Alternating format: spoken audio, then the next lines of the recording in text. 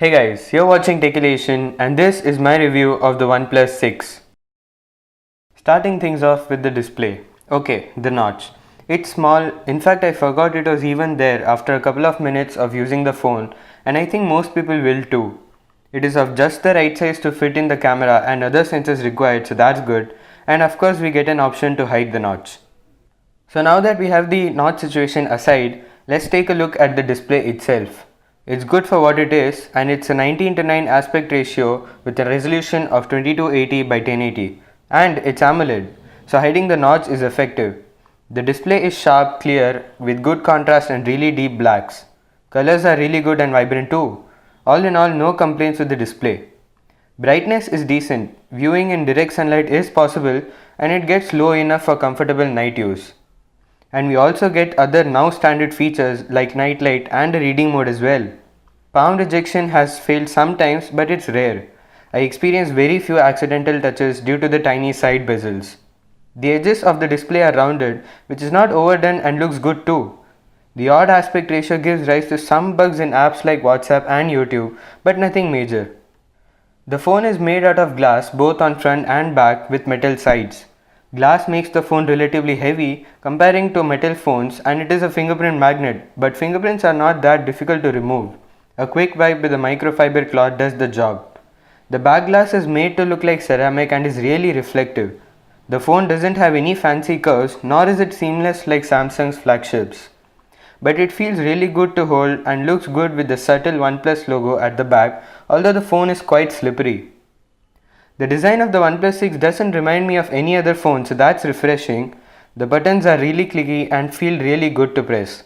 The alert slider is on the right side this time, unlike previous OnePlus devices.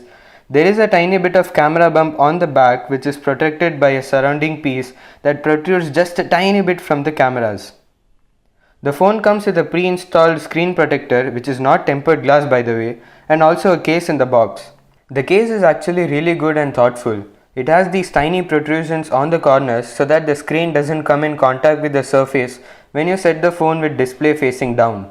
One thing that I noticed is that the screen protector gets scratched pretty easily. The OnePlus 6 doesn't come with an IP certification this time either to keep the costs down. The fingerprint sensor is at the back, which is quick and accurate, USB-C at the bottom flanked by the headphone jack and speakers. The speakers get pretty loud, but they are very easy to block with your palm when using the phone in landscape mode. It's not the speaker itself that's bad, but its position in the phone. The vibration motor is not very strong. In fact, I think my previous Moto G4 Plus had a better vibration motor than the OnePlus 6, but it's not a big deal. The phone has rapid charging with the quick charger included in the box. It used to be the quickest, but I think now it has been overtaken by Oppo's VOOC. The OnePlus 6 still charges really quickly though. There is no wireless charging, which doesn't bother me at all. What bothers me is the fact that they decided to go with a glass back when they were not planning on adding wireless charging. I still prefer the feel and lightness of a metal back. The glass back makes the phone considerably heavy. Speaking of charging, the OnePlus 6 comes with a 3300 mAh battery and the battery life has been excellent. I am constantly getting around 5.5 hours to 6 hours of screen on time with plenty of social media and a good amount of PUBG. And with heavy use, I am still getting around 4.5 hours of screen on time. There was a day when I woke up with 28% of charge left, charged it for a few minutes to 41%. I left for college at 8 in the morning, and with conservative usage, I was able to get back home at 6 PM with still 3% of charge left. That was pretty cool. That pretty much was all that I had to talk about the hardware. Let's talk about the software now, which I believe is the best part about this phone. I'm ready to go as far as saying that this is my favorite operating system based on Android. It is so clean, simple and close to stock Android, and yet so feature packed. And of course, it is fast. This is the snappiest phone I have ever used. The phone kinda makes me feel slower. One thing that I noticed is that even with 6 GB of RAM, the apps were reloading quite often, so RAM management on this phone is not the best. The credit for speed goes mainly to Snapdragon 845, yes, but software plays such a crucial role too, and I think OnePlus has found the best balance between features, speed and a light OS. And the features include double tap to wake, pocket mode, shelf, themes, accent color, gesture navigation, both that OnePlus added and Android Pie added, quick gestures, attending calls by placing the phone directly onto your ear, gaming mode, parallel apps, app locker built in, and Android Pie.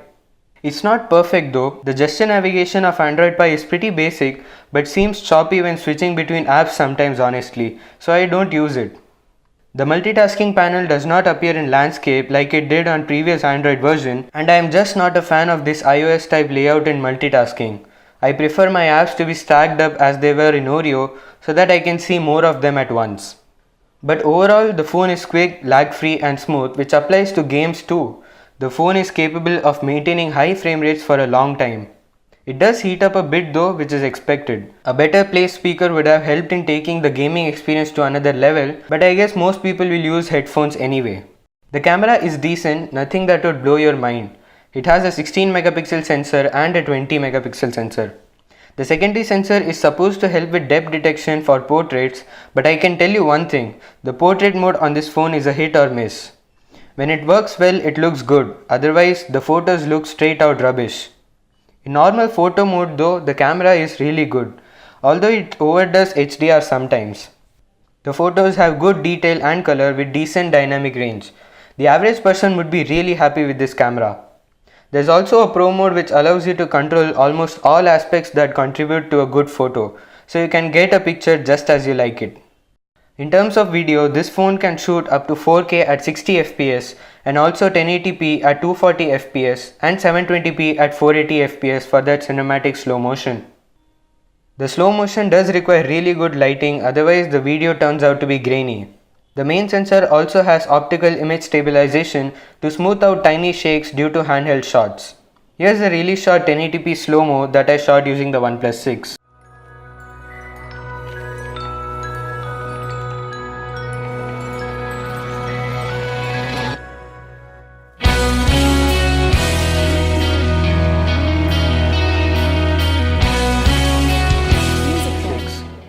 Now that the OnePlus 6T has also been released, let's talk a bit about that too.